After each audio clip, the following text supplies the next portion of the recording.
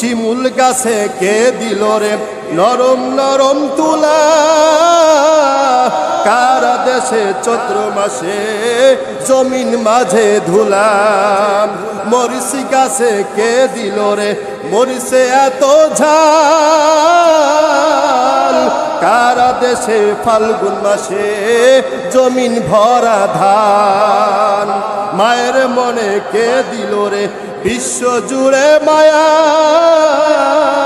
প্রচন্ড রোদে গাছের নিচে বসলে পায় কার দেশে ছায়া।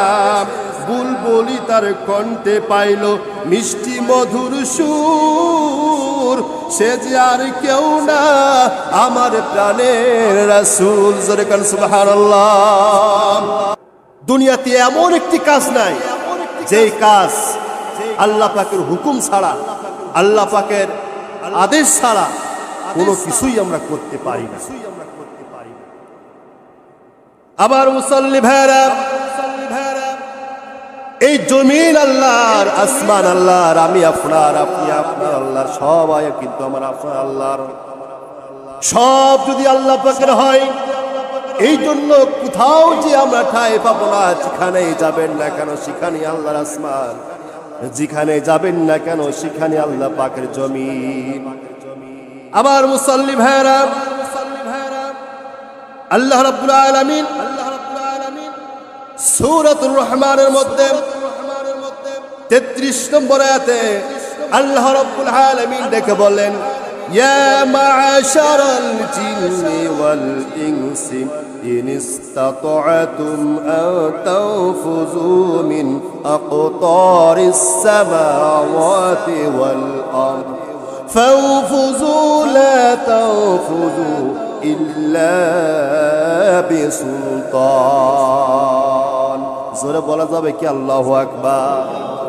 আল্লাহ রাব্বুল আলামিন ডেকে বলতেছে, বান্দা আমার জমিনে থেকে, আমার আসমানের নিচে থেকে, আমার সূর্যের আলো বক্ষণ করে, আমার সূর্যের আলো ভোগ করে, আমার পানি আহরণ করে, আমার দেওয়া ফসলাদি তোমরা ভক্ষণ করে, আমার দেওয়া ধানগুলো তোমরা আহার করে, আমার সকল নিয়ামতগুলো তোমরা ব্যবহার করে, আমার নিয়ামতগুলো শুকরিয়া আদায় যদি না করো, আমার হুকুম অনুযায়ী যদি না মানতে চাই, আমার হুকুম যদি তোমাদের ভালো না লাগে, তাহলে আমি আল্লাহ পাক বলে দিচ্ছি তোমরা আমার জমিন থেকে বের হয়ে যাও। 55 নম্বর সূরা, সূরাতুর রহমান 33 নম্বর আয়াত আল্লাহ পাক ডেকে বলতেছেন, আমার বান্দা আমার হুকুম যদি তোমাদের ভালো না লাগে, তাহলে আমার আসমান থেকে জমিন থেকে তোমরা বের হয়ে যাও। আল্লাহ পাক ডেকে বলতেছে, আমার বান্দা আমি বের করে দিতে বলতেছি, তবে মনে রাখবে আসমান এবং জমিন থেকে আমার তুমি যেখানে মন চাই পালিয়ে যাও, সরে যাও, জমিন থেকে সরিয়ে যাও। কিন্তু আল্লাহ পাক ডেকে বলতেছেন, ফানফুযু লা তানফুযুনা ইল্লা বিসুলতান। তোমার যেখানে মন চাই সেখানেই চলে যাও, যেখানে যাবা না কেন সেখানে আমার জমিন, সেখানেই হচ্ছে আমার আসমান। পালায় কোথায় যাবা? আল্লাহ বলতেছে জমিন থেকে বের হয়ে যাও, আবার আল্লাহ বলতেছে বান্দা যাবা কোথায়? যেখানেই যাবা সেখানে আমার জমিন, যেখানেই যাবা সেখানে আমার আসমান। আমার মুসল্লি ভাইয়ের একটু চিন্তা করেন, গভীর মনকে চিন্তা করতে হবে। আল্লাহ রাব্বুল আলামিনের হুকুম ছিল নামাজ আদায় করা, আল্লাহ পাকের হুকুম ছিল আল্লাহ পথে দেখা অনুযায়ী আমাদের চলা। আল্লাহ রাব্বুল আলামিনের হুকুম ছিল আজকে ফজরের নামাজ চুকা আদায় করা। একবার চিন্তা করে দেখো, যারা যারা ফজরের নামাজ চুকা আদায় করো নাই, আল্লাহ পাকের কত বড় একটা হুকুম তুমি লঙ্ঘন করেছো। দিনের 17টা ফরজ, 17টা হুকুম আল্লাহ রাব্বুল আলামিনের। আর এই শয়তান ইবলিস একটা হুকুম লঙ্ঘন করার কারণে সে তো সিজদা দিতে দুনিয়া কোথাও বাদ ছিল না। আল্লাহ পাকের সব হুকুমগুলো সে মানত, শুধুমাত্র একটা হুকুম আল্লাহ পাকের মানে নাই। এই জন্য আল্লাহ পাক তাকে ইবলিস শয়তান বানিয়ে দিয়েছে। আর এই শয়তান মাত্র একটা হুকুম লঙ্ঘন করার কারণে তাকে তো জান্নাতের নাম থেকে কেটে দিয়ে তাকে জাহান্নামের কাতারে লিপিবদ্ধ করে নিয়েছে এবং তাকে শয়তান বানিয়ে দিয়েছে। একবার চিন্তা করে দেখো, যারা আমরা আজকে ফজরের নামাজটুকু আদায় করি নাই এবং বিগত 60-70 বছরে কত ওয়াক্ত যে নামাজ কামাই দিয়েছো, একবার চিন্তা করে দেখছো আমরা আল্লাহ পাকের কতটা হুকুম আমরা লঙ্ঘন করেছি। একবার হাত দিয়ে দেখো আল্লাহ পাকের কতটা হুকুম। আজকে ফজর নামাজ আদায় করো নাই। আল্লাহ পাক রব্বুল আলামিন বলতেছে যে সময়টা ঘুরে সামনে চলে যাবে সেই সময়টা কিন্তু আর ফিরে আসবে না। ঘড়ির কাঁটা যে ঘুরতে ঘুরতে সামনে চলে যায় আর কিন্তু পিছনে ঘুরে আসে না। ও মুসল্লি ভাইরা, আমরা যে ভুলগুলো করে ফেলতেছি, আল্লাহ পাকের যে হুকুমগুলো আমরা মানতেছি না, আল্লাহ পাকের যে হুকুমগুলো মানতেছি না, আল্লাহ পাকের আইন অনুযায়ী বেআইন ভাবে চলতেছি, যে ঘড়ি কাঁটা ঘুরে ঘুরে আমরা অপরাধ করে ফেলতেছি, সেই অপরাধের সাজা আমাদের অবশ্যই অবশ্যই অবশ্যই আমাদের ভোগ করা লাগবে।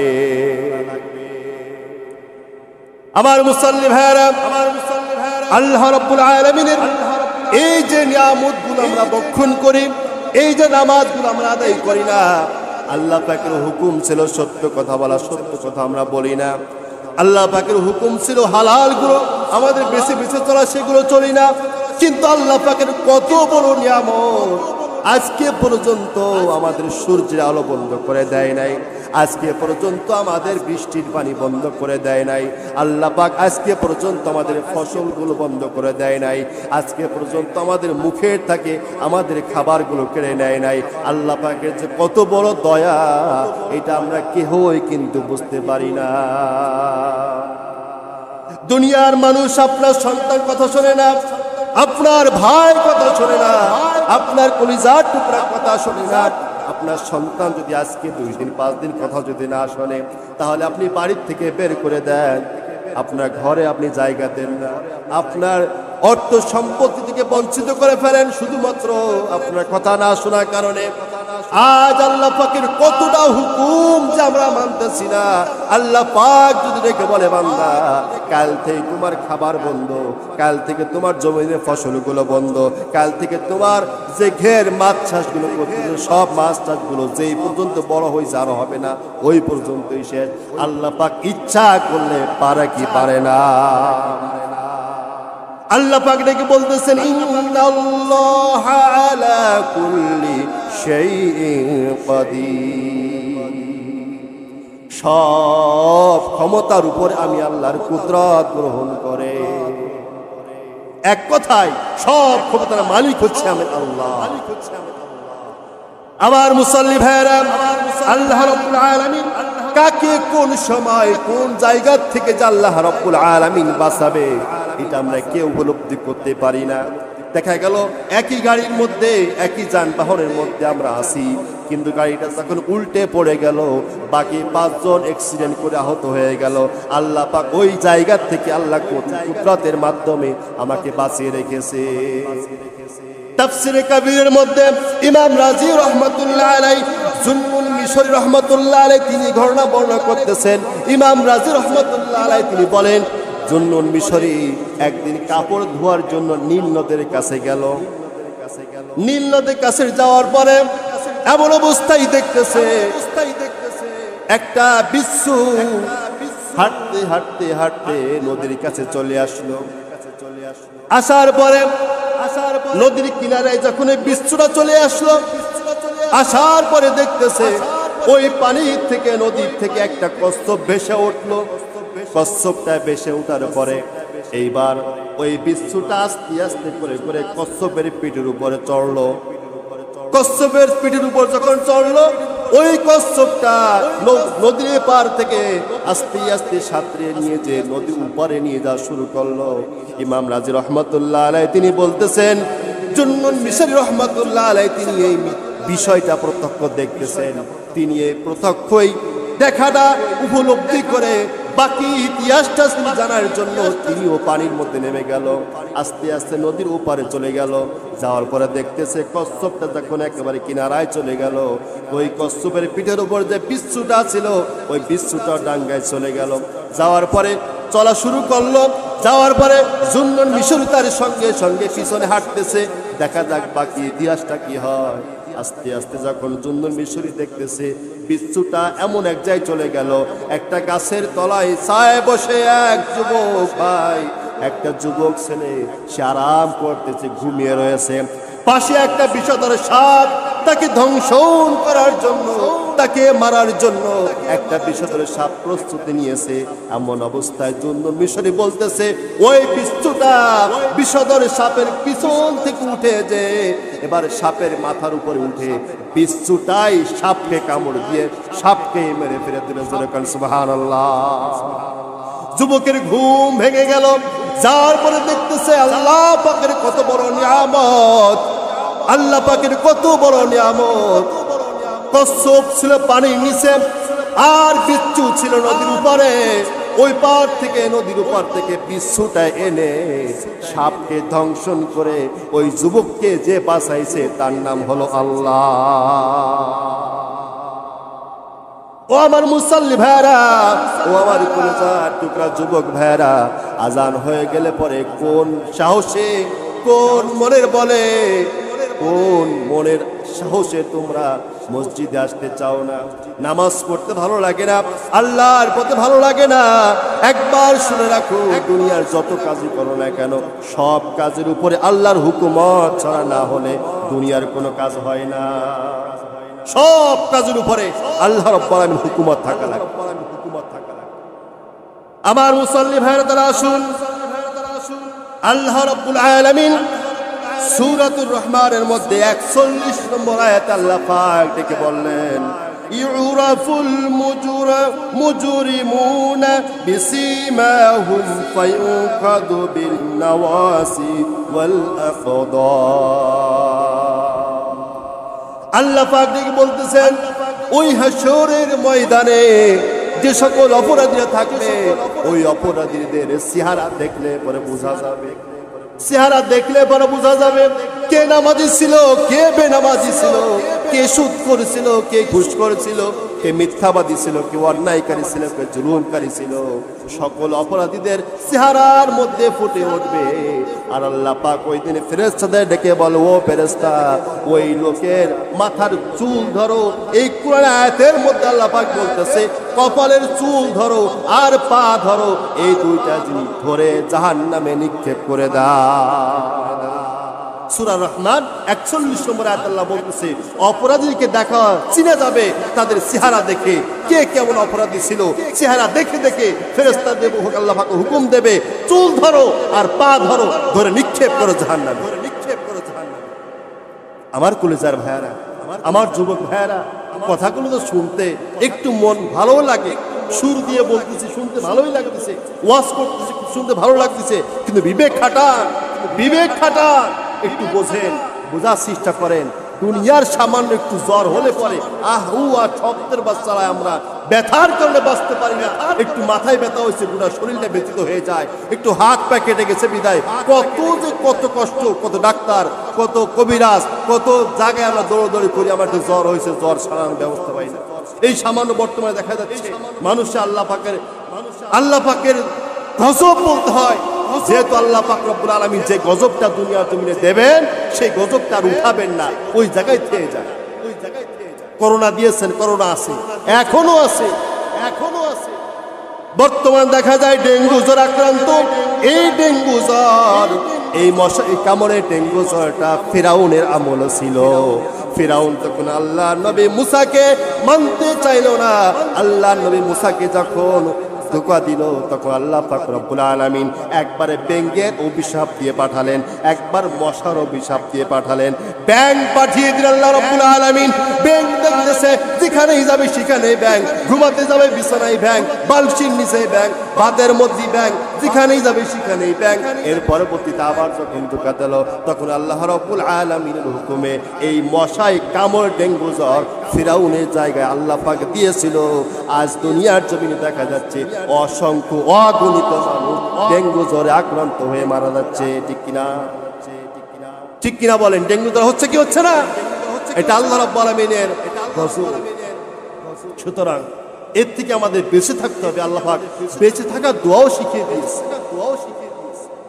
সুতরাং আসুন আমার যুবক ভাইয়েরা, হুঁশ থাকতে, সময় থাকতে আমরা একটু আল্লাহর পথে চলা শুরু করব। তাহলে অপরাধীদেরকে আল্লাহ রাব্বুল আলামিন চেহারা দেখে দেখে চিনবে আর চুল ধরে পা ধরে জাহান্নামে নিক্ষেপ করবে। আমার মুসাল্লি ভাইয়েরা, আল্লাহ রাব্বুল আলামিন যে কত বড় দয়ার সাগর, আল্লাহ রাব্বুল আলামিন কত বড় নিয়ামত পূর্ণ আল্লাহ। আল্লাহর মতো দ্বিতীয় আর কোন আল্লাহ হবে না।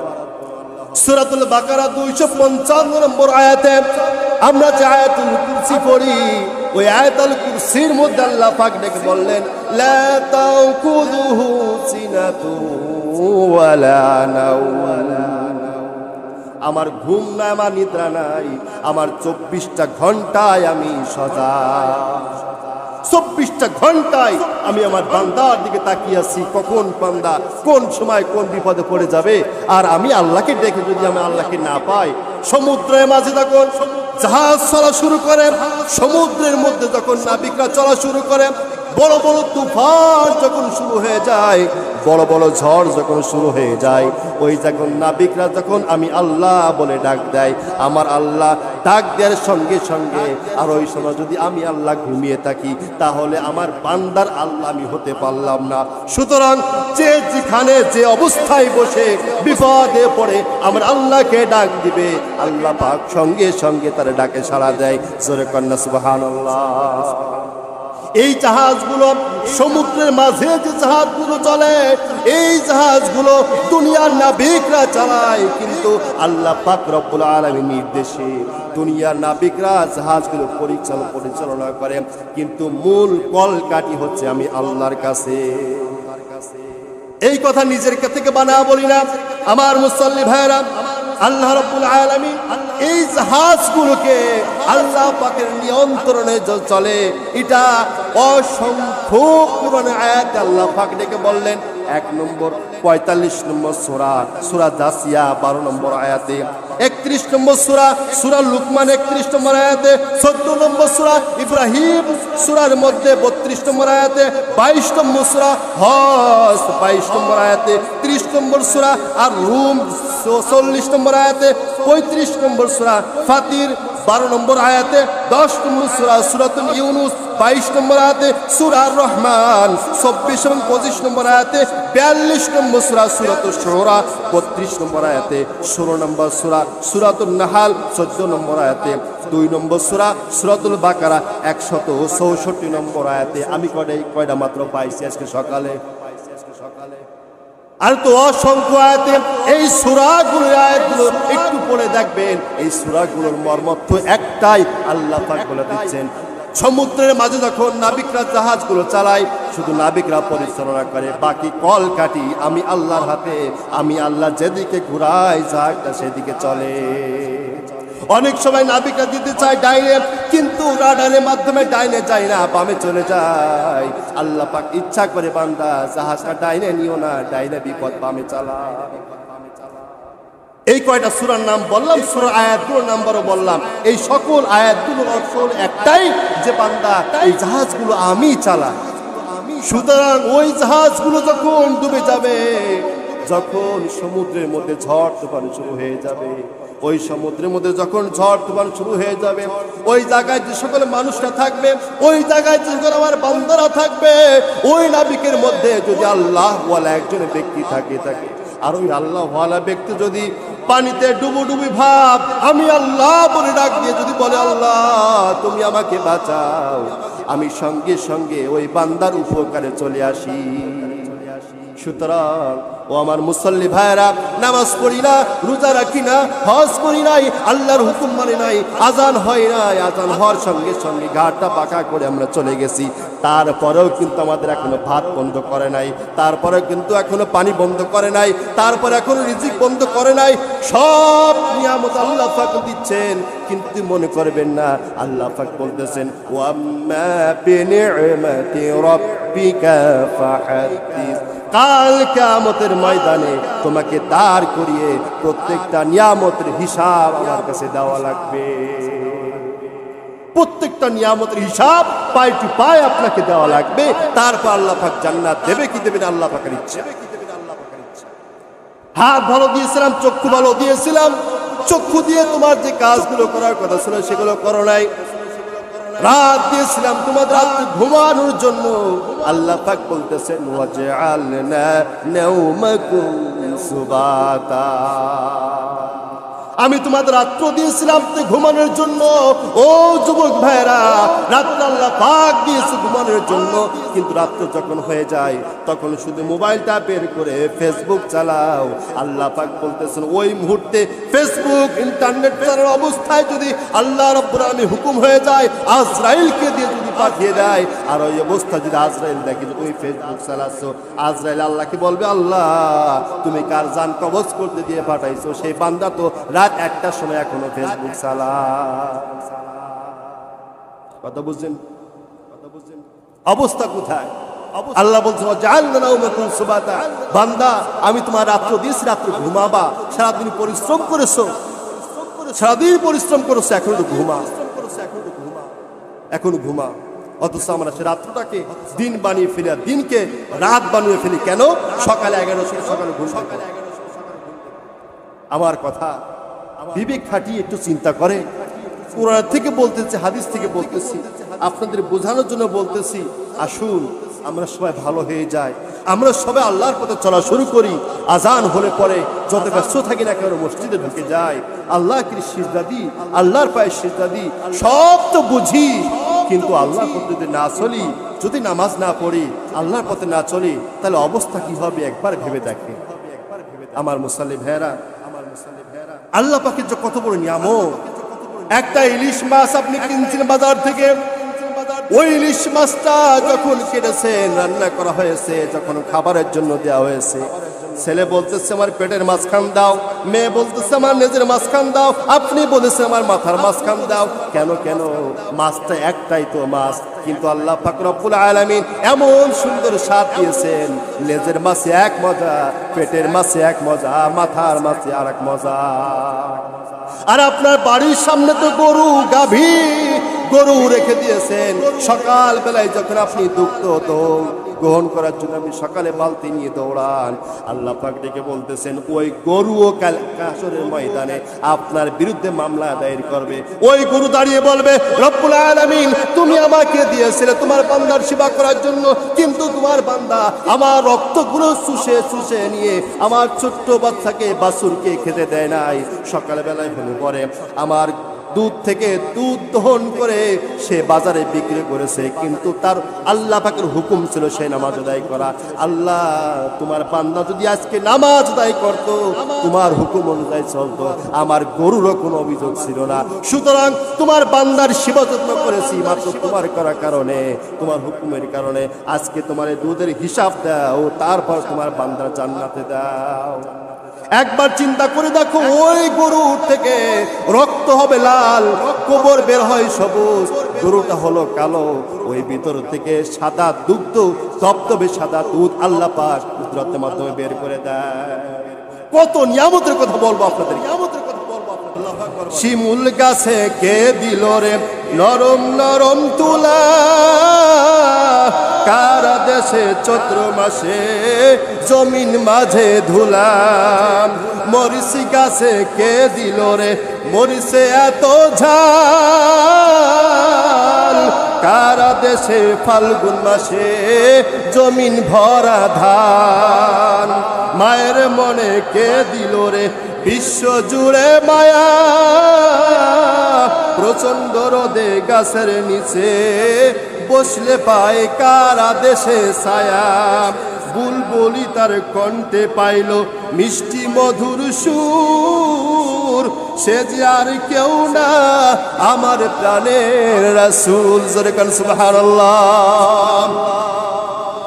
অসংখ্য নিয়ামতের কথা বলবো। সুতরাং আসুন আল্লাহ পাকের নিয়ামতগুলো যদি আমরা চিন্তা করি, আল্লাহ রাসূল বলতেছে যদি কেউ 1 মিনিট পরিমাণ যদি একটা আল্লাহ পাকের নিয়ামতের হিসাব করে চিন্তা করে আল্লাহ পাক কেমনে বানালো আসমানটা, আল্লাহ পাক জমিনটা কেমনে বানাইলো। আমি নিজের দিকে তাকিয়ে যদি আল্লাহ এই হাতটা কেমনে বানাইলা, এই পাটা কেমনে বানাইলা, আল্লাহ তুমি আমাকে কেমনে বানাইছো, এই গোটা দেহটা আল্লাহ ফেরেশতার মাধ্যমে বানাইছে, কিন্তু মাথাটা আল্লাহ বলতেছে ও ফেরেশতা গোটা বডিটা তোমরা বানাইছো, একজনের সাথে আরেকজনের মিল হতে পারে। দেখবেন দূর থেকে একজন ব্যক্তি হাঁটতেছে, দেখা যাচ্ছে মানে আমার ভাই, কিন্তু যখন ঘুরায় চেহারা দেখি তখন মনে হয় না তোমার ভাই না। হাঁটাটা, ছোড়াটা, বডিটা, পাটা, হাতটা আপনার ভাইয়ের মতো হতে পারে, কিন্তু চেহারাটা আজ পর্যন্ত একটা মানুষের সঙ্গে আর একটা মিল না, ঠিক কিনা? একটা মানুষের সঙ্গে একটা মানুষের চেহারা মিল না। আল্লাহ বলছে গোটা দেহ আমি ফেরেশতার মাধ্যমে বানাইছি, কিন্তু মাথাটুকু আমি আল্লাহর কুদরতি হাতের মাধ্যমে আমি গোটা মানুষের মাথার আমি আল্লাহ পাক তৈরি করে দিয়েছি। সুবহানাল্লাহ বলবেন না? সুতরাং ও আমার যুবক ভাইরা, ও আমার বৃদ্ধ বাবাজিরা, আসুন প্রত্যেক বাড়ি তো একই কথা, একই ওয়াজ, একই সুর, একইভাবে বোঝাচ্ছি। আসুন আমরা মসজিদে আসি, আসুন আমরা একটু আল্লাহর পায়ে কুদরতি পায়ে সিজদা দিই। আল্লাহু আকবার বলে যখন জমিনে আল্লাহর সামনে আমরা সিজদা দেব, দেখবেন কতটা ভালোবাসা, কত হৃদয় বিদারক আল্লাহর সামনে উঠিয়ে দিলে কতটা ভালোবাসা পাওয়া যায়। আল্লাহ রাব্বুল আলামিন আমাদের সকলকে আল্লাহ রাব্বুল আলামিন দেখানো পথ অনুযায়ী চলার তৌফিক দান করুক। সকলে বলি আমিন। ওয়া আখির দাওয়ানা আলহামদুলিল্লাহি রাব্বিল আলামিন। আসসালামু আলাইকুম।